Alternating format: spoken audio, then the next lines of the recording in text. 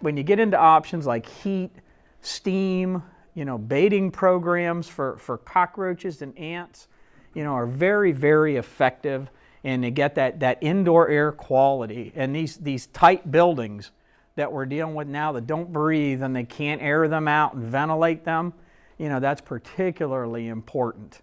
And I see a lot of now property management companies are building these new ones. They're touting them as being green buildings, besides things like their water usage and how they water the plants and saving water in cistern and using it, even using it to help with the commodes, things like that. But they also have to be very careful what they use inside. And again, not just pesticides, janitorial supplies and things like this that can really affect indoor air quality.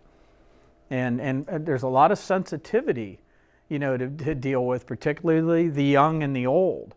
And other things we run into are asthma-related problems related to pests. And we get into that in multi-unit housing. It never even occurs to them. With mice, when we have mouse infestations, there's mouse urinary proteins. They piddle as they go around.